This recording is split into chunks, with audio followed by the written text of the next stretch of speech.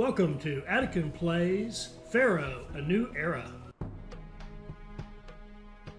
A new pharaoh, Den, has taken the throne of Egypt.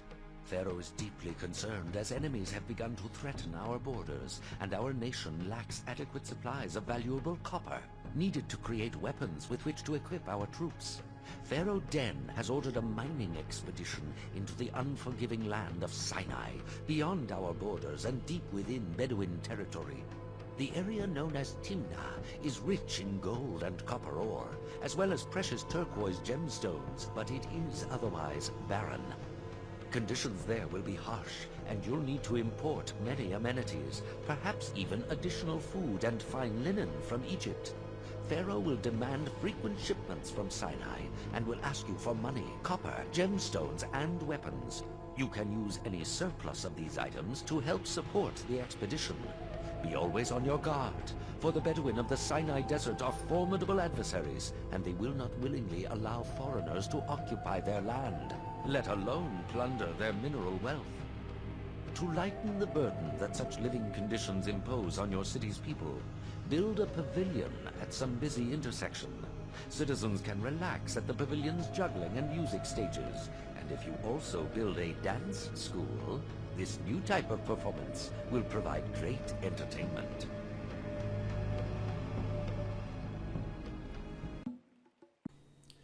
All right, hi, this is Attican, and welcome to Series 1, Episode 5 of our playthrough of Pharaoh, A New Era, the campaign missions. We are doing Timna, which is taking us into Sinai. It's our first military mission. I think it's a really good one, and we're really going to have to play the game now, probably from this point forward. But before we were doing fairly easy tutorials. Now we're going to have to play the game. So let me read this little piece here for you. To conscript troops, build a fort and a recruiter. The recruiter will send new conscripts one by one to the fort until it is fully occupied. There are 3 types of fort: infantry, archer, and charioteer, and each fort holds 16 soldiers, referred to as one company. If soldiers die in combat, the recruiter will see to it that replacements are conscripted. Weapons. Archers supply their own bows and arrows, but infantry troops must be outfitted with copper-tipped spears. With a supply of fresh mined copper, a weaponsmith will forge such weapons. Charioteers will need chariots crafted with wood and copper. These are then delivered to the recruiter so that any new soldiers may be suitably equipped. And you can kind of see a representation of that. We've got a copper mine. It makes copper, goes to the weaponsmith.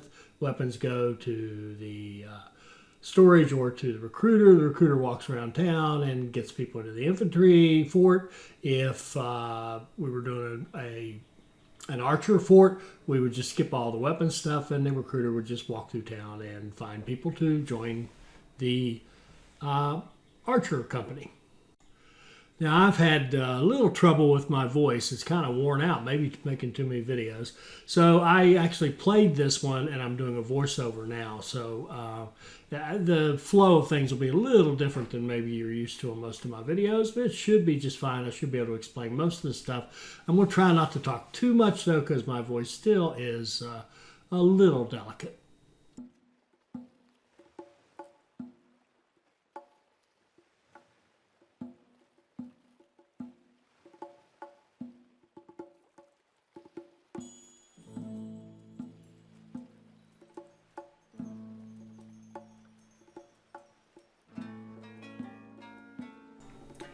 I think most of the gameplay, we have I think a highly intelligent community in our little channel here, and I think you guys can just watch it and figure it out. I know you can.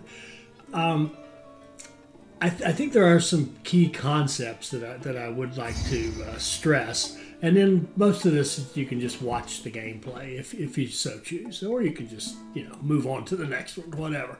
But I think the key thing for me, when you have one of these, like a military one where there's going to be a lot of requests, you have to immediately come up with a plan that's going to allow you to hit those requests, even those very first ones, if at all possible, and and also to just continue growing your military. Now, how do you do that? Money, money, money. If you list the top 5 things that you need to be successful at filling requests and to be successful in military campaigns, the first 3 are money. If you have the money, if you have a strong economic engine, you can do whatever you like. And if you don't, you can't do anything. So we're right here focusing on there's this spot over here, let's call it to the east, I guess, east and northeast, that is just strong ore. You see those little yellow flecks? Those are ore deposits. So that means that either copper or gold mines, if any part of the copper or gold mine touch any part of a tile that has the yellow on it, you can do gold or copper mining. The gemstones are actually the opposite. They want the rocks that don't have the gold colored or yellow colored deposits on them. So we're focusing on getting some gold going right away, because anytime you can get gold, that's just pure money. The gold goes into the palace and you immediately have 1-for-1. If 100 gold goes in there, you've got 100 Debins in your treasury. So it's in here you can see there's a lot of potential here. So what we're doing is using that long straight block we used before. We're just going to walk it out here and set it up so that we can set up a worker block out here where walkers are staffing these mines and anything else that the mines need, like, for example, architect posts so they don't collapse, and make it so that they can do that and pass by our housing so that they have so they can be staffed. And here we're going to set up a little a connection with our main drag, if you will, and so that they'll be able to deliver to the palace. There has to be a road connection between the gold mine and the palace in order to get the gold delivered.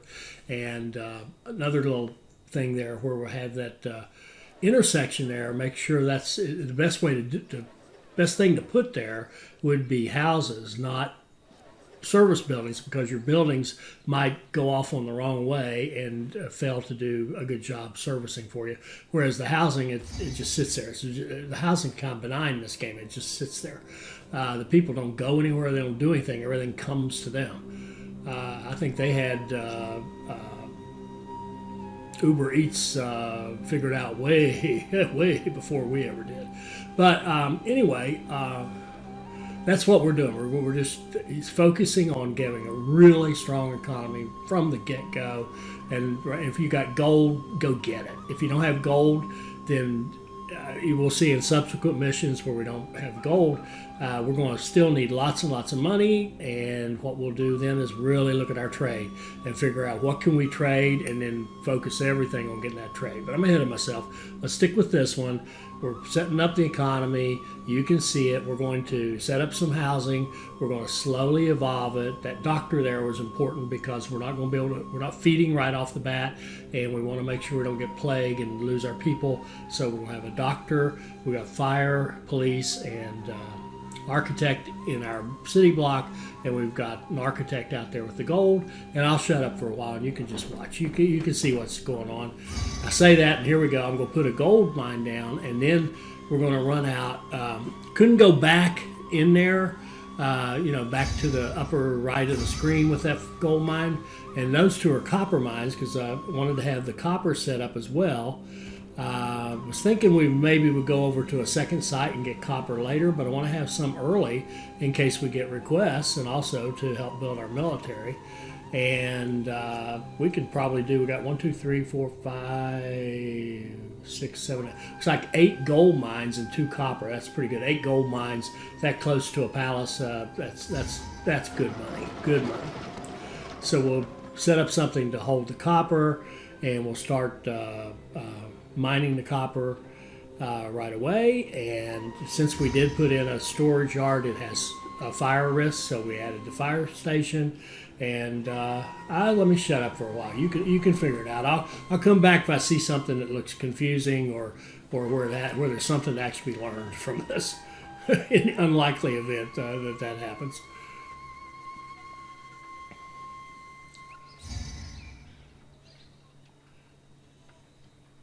So there you can see there's a request. Pharaoh's requested copper. We have 9 months to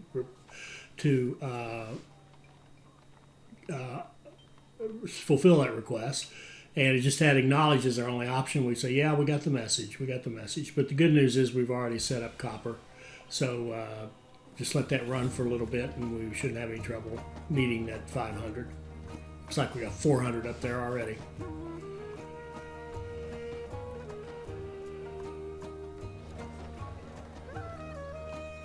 Now this is actually to set up, we're going to have a service road. We need a service road so that we can get pottery and food and what have you into our housing block. And we need to be able to put those buildings out there and have our bazaar be able to get out to them. So we've got little exits set up there, and we're setting up our little service road outside of that. And we'll make sure that our bazaar and all our housing block buildings service the housing block and don't go running off somewhere else.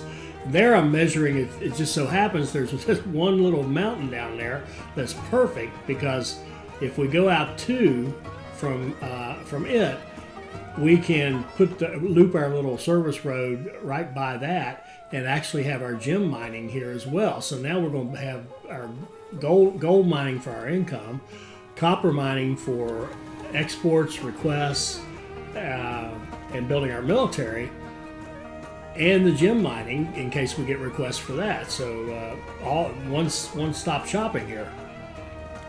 Now, if we look at trade, the flags say they will trade with us. Thinnus will buy copper. They sell chickpeas. Beautiful. We can trade off copper if we have excess, and we can get ourselves started. What I'm looking at here now is how do we jumpstart our growth? So what we want to do now is trade with Nuked as well, because it'll sell us meat. So now we can get. Now I've cut it close there. The money's real close, but there you see we've hit our 6 month. That wasn't an automatic send, by the way. That was a reminder. Hey, where's my stuff? You've got 6 more months to comply, and it just so happened we had it, so we sent it. You have to watch those, and you have to monitor them yourself and make sure you send them out and don't forget. And there we got a message that said, well, all right, great, you sent some copper that we asked for, your kingdom standing goes up. And remember, that's one of the things we have to get is an improved kingdom standing. All right, I really am going to shut up. I could talk about all this. I got to just shut up for a bit. So enjoy the gameplay, and I'll be back probably sooner than I mean to. I'll probably be back right.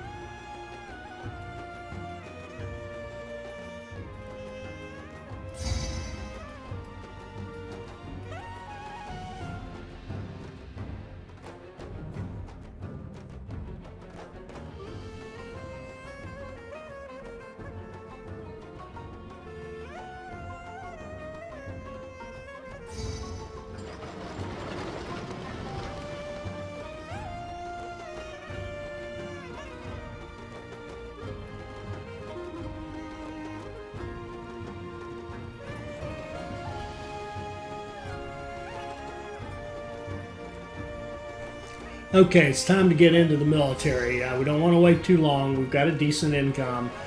So we laid down a fort, got our recruiter, laid down an archer fort so that they can go start building us up an army with a fort of a company of archers, and because they don't need weapons. And now we're going to set up our own food production so that we don't have to import everything that we eat. And really, we pretty much feed our folks on, just the hunting, going after ostrich meat. But yeah, so you need a recruiter. The recruiter goes around the houses. He goes in that loop and he'll recruit people. And there you can see an archer heading over there. There we go. They got some nice little illustrations in there, training and taking breaks and doing exercises. And now we've got our gym production going, and they wanted a whole bunch of them, 1,500, and we already had them. So there's another request that we met in time. You have to kind of anticipate these requests if you can, and try to have whatever it is you need. They're going to ask you for it. I mean, if you can make it, they're going to ask you for it. So make sure you have plenty on hand and make them before you need them. Don't wait for them to ask you for it. All right, I'm going to shut up again.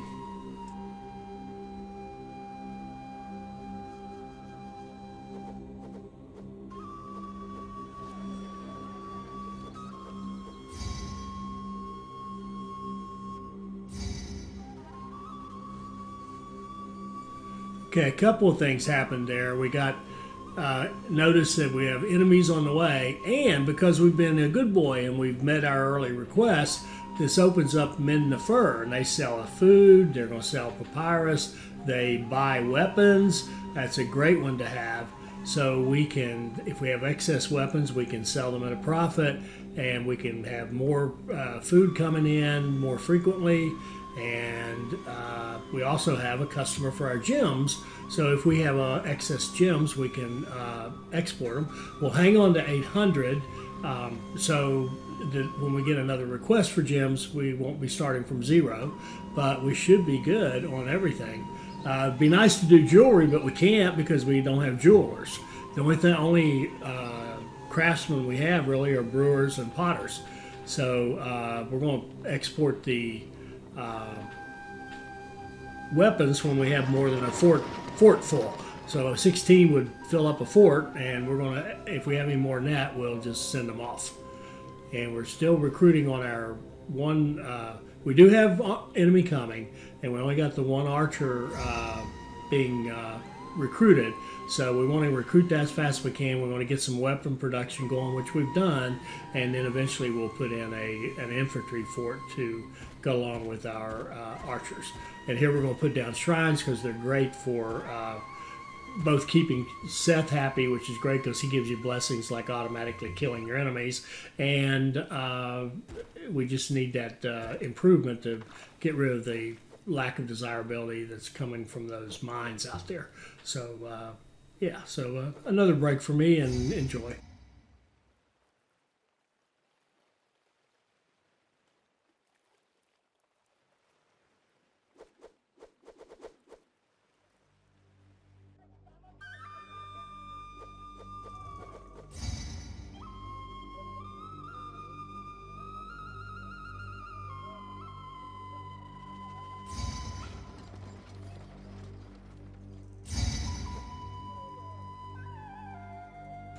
I can't remember if this is our first or second gift, but if it's the first one, I haven't talked about this. We've been good partners. Somebody wants to send us some chickpeas. Of course, we want them, but we don't have a place to put them, to put the whole shipment, because that warehouse that we just copied was set to do 1,600 chickpeas, 1,600 game meat, which is half and half. So we're just going to put out another one here that'll accept all. And provided our walker can get over there and get us staffed before the month ends, then we'll be able to accept those chickpeas. Here we go. And I think we got most of them. Yeah, we did. Because you could see the buyer just immediately grab a whole bunch of them and take them back to the bazaar.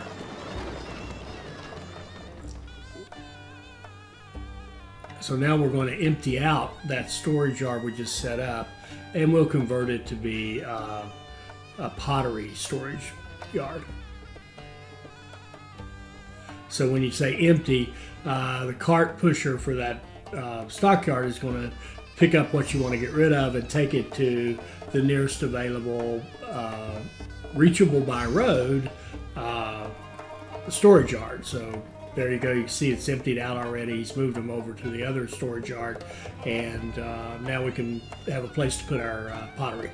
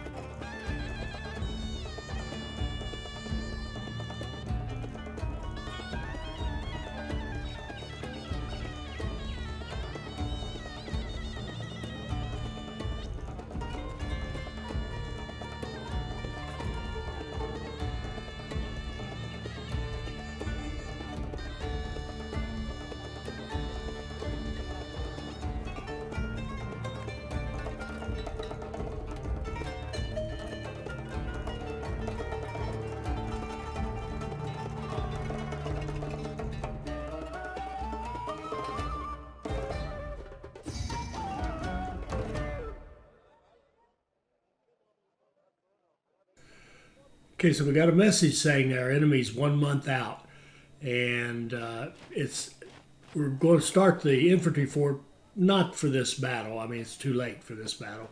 Our archers are going to have to get the job done. And here's the new fighting way. You don't actually fight. You just say go to the battle, and you could watch them do that, but I just hit continue. It calculates how you would do based on your strength versus their strength, and you get a result. And if you lose, they end up sacking part of your city and taking some of your money and whatever. Or if you win, that's what just happened. We had very few losses, and we saved our city.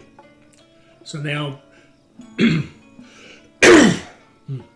a concept that you really want to be aware of in these military missions, you just want to keep building more and more forts, right? You really do. You just want to, anytime you've got the money and the resources and the tools and whatever, build another fort, make your army a little bit bigger. If you want, later on we'll have navies as well, make your navy a little bit bigger, because the enemy is going to keep coming at you with bigger and bigger challenges, and you need to expand to be able to meet them. But the way it's designed, this is a tycoon game. It's an economic game, and the way it's designed is if you keep building your economy and keep growing everything, then you're going to be fine. You're going to be able to do everything. Here's a great one. We just, they wanted 15 weapons, but we already had them already, and we're good.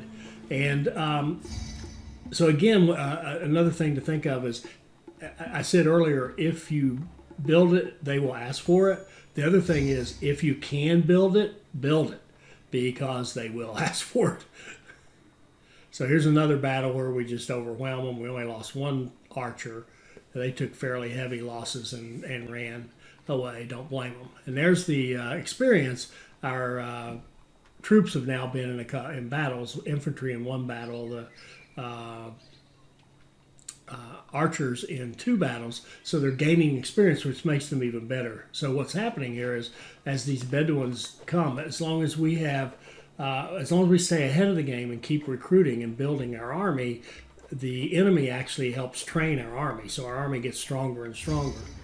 So it's all good. It's all good. And again, if you have the strong economic engine, everything's good. And here you can see we're already up to a modest, I think they're called modest homesteads. So we're in great shape. Everything looks fine. We got decent money. We're evolving our houses, and right now what I'm doing is calculating, because the other goal we have is to hit 2,000 population, and this little housing block right here is not going to do that. We're not going to be able to evolve it enough to get 2,000 people out of this without overtaxing it. So Eventually, we're going to have to expand into something else to grow our population. But this is all we need to hit all those requests and to keep our economy strong and to keep growing our military. This one housing block right here is doing it all.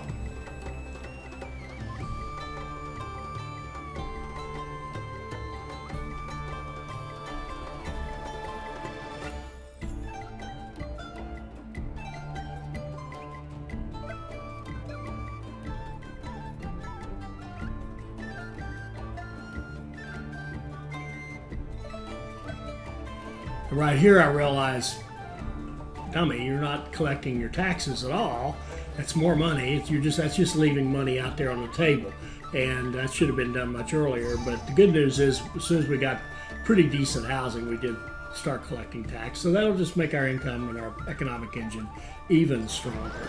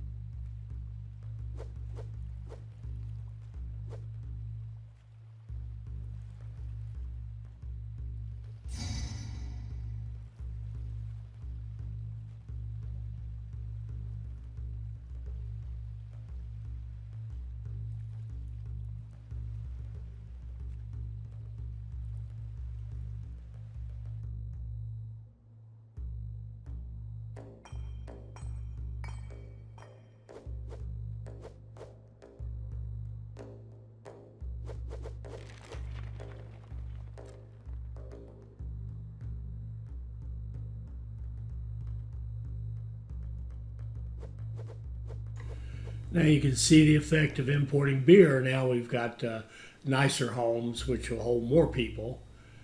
And the only thing holding them back now is they don't have access to a courthouse. So we'll give them access. And we'll see as there you go, the courthouse walker came down screen, and those all immediately upgraded. Eventually he'll go up screen.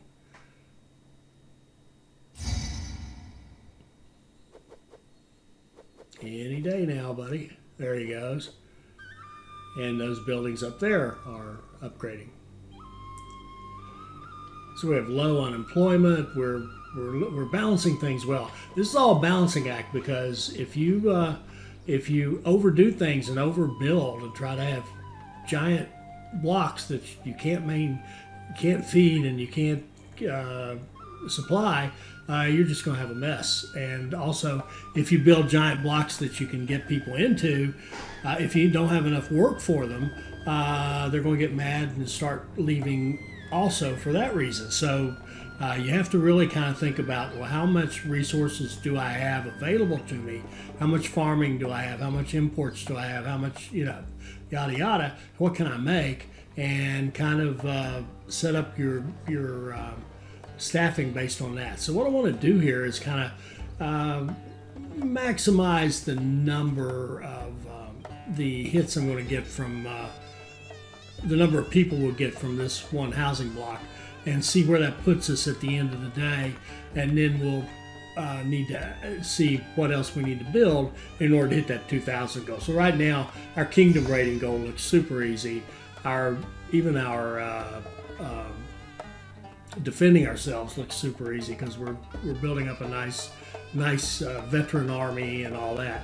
Now what we've done here is we've been exporting over 800 with the gems, and what we're going to do here now is move that up. We got a request for 1,600.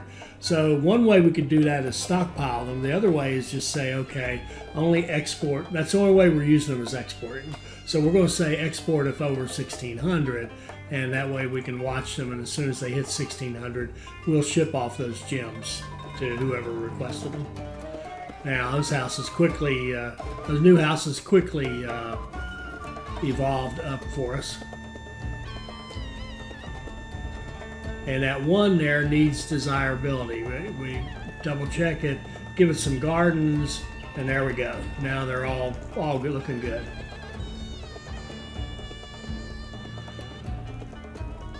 So this is the level right before you introduce schooling, basically. And now there's a reminder for our gems, and sure enough, we had enough, so we shipped them off.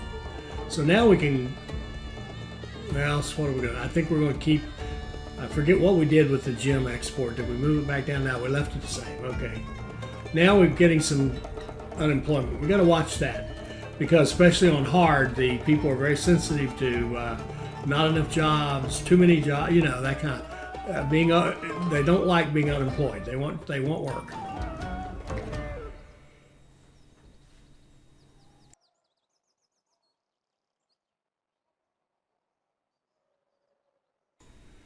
I think right here I was actually calculating. I was counting up the houses to calculate how many, if we moved them up to common residence, which would hold 80, how many people could we have room for?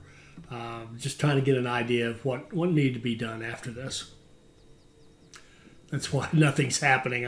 I'm thinking, and as you know, for me, that's a slow, tedious process.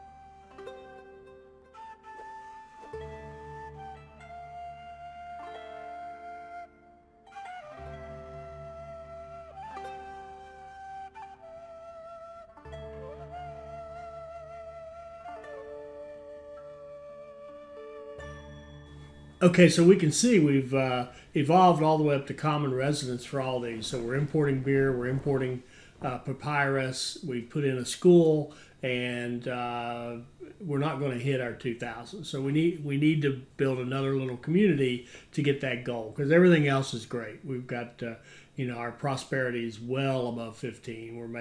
We got 26,000 Devon, and we haven't really even tried to expand and get more gold mines or any of that kind of stuff. We just kind of played it straight and simple.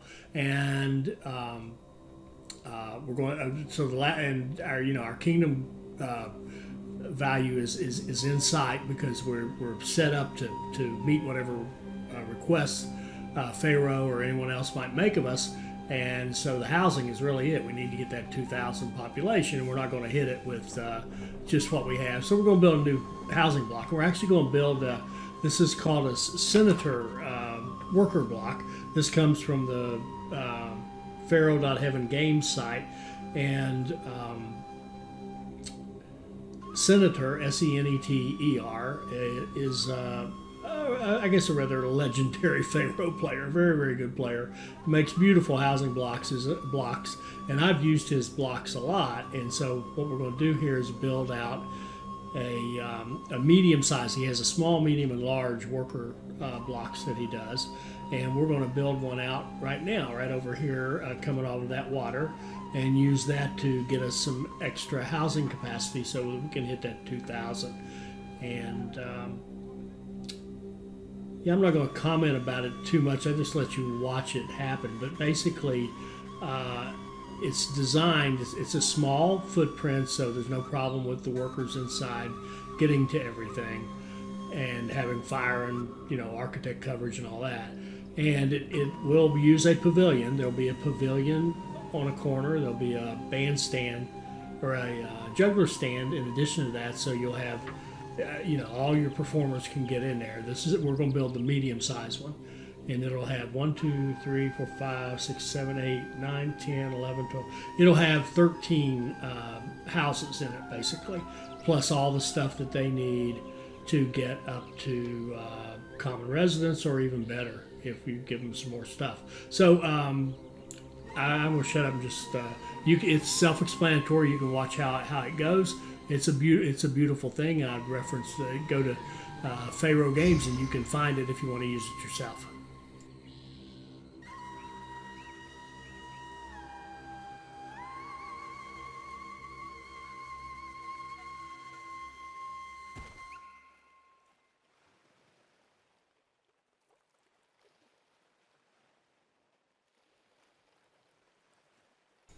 I will just make one comment. Sometimes, like there, where you see a hesitation, I'm probably looking at the I was looking at the diagram, counting how long the roads needed to be, so I could get this right and build a little framework that the whole thing sits in.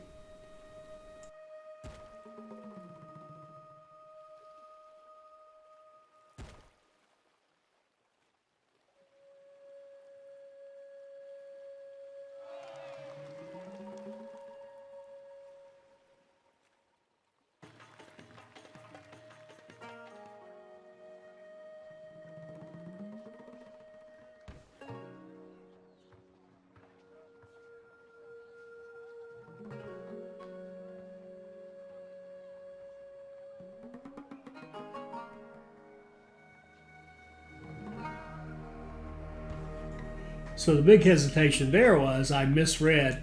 There's actually, as I said, there's a small, medium, large, and I have them all printed out together. And I looked over at the small, and the small uses a bandstand in that corner right there, but the medium and large both use the pavilion. So I deleted the bandstand, put in the pavilion, and off we go.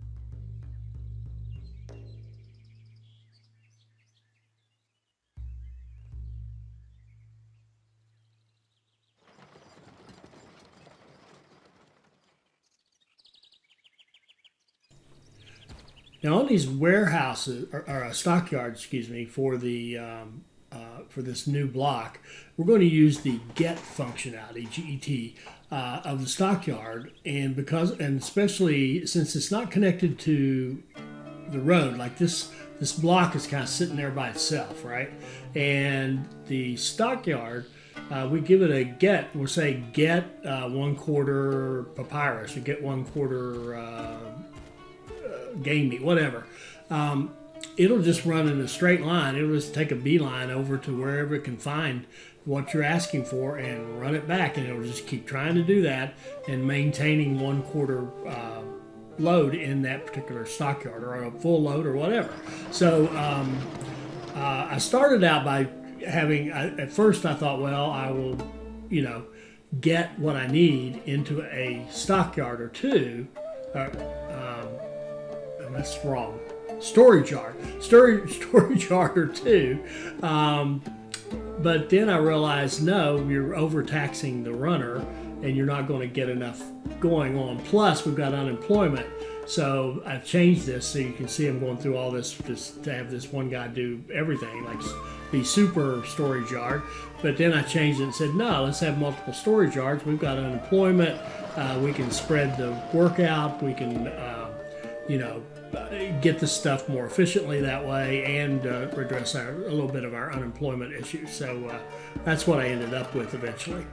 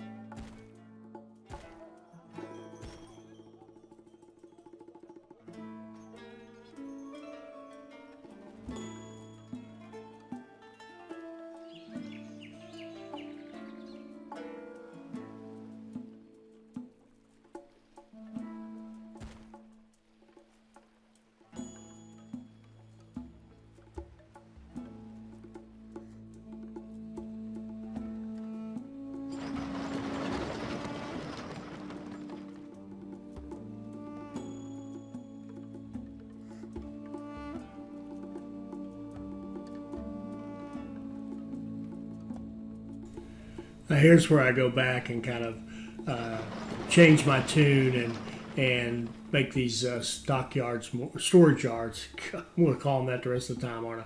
The storage yards more specialty driven, so they'll be more efficient. And again, we've got the staff, so and the money, so why not?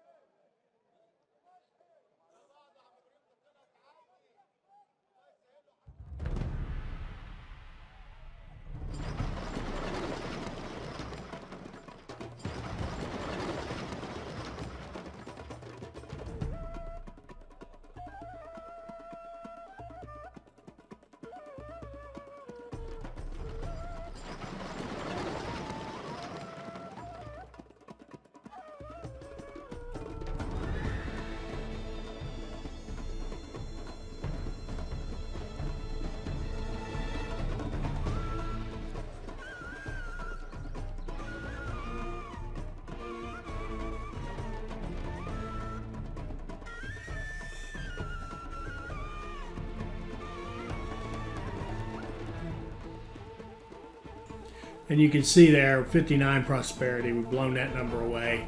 And we're like one request fulfillment away from having our 70. And we keep getting attacked, and it's okay, we're cool.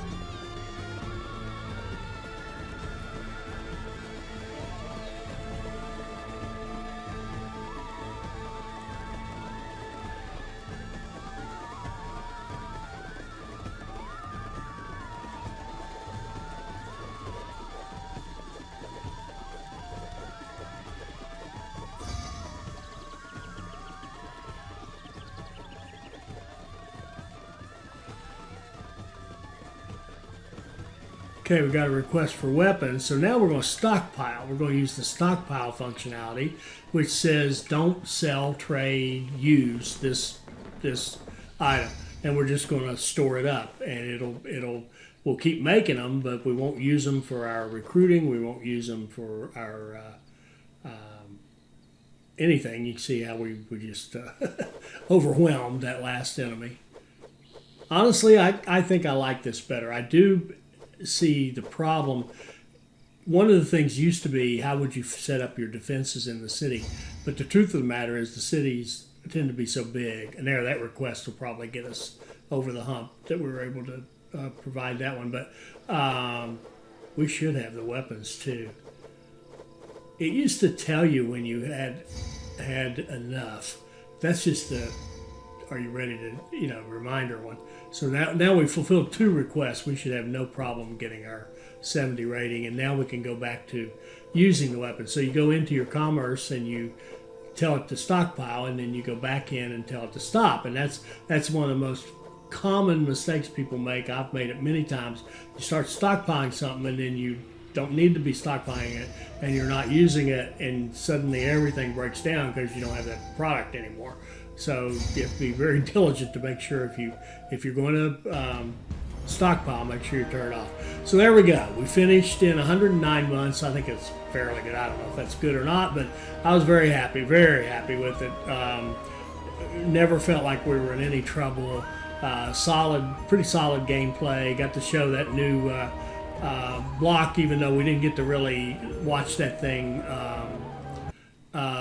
grow out, but it's all good. I hope you enjoyed that. I hope it'll help you become a better player. I hope you'll like, comment, and subscribe, and join us for our next Pharaoh, A New Era video. Thank you.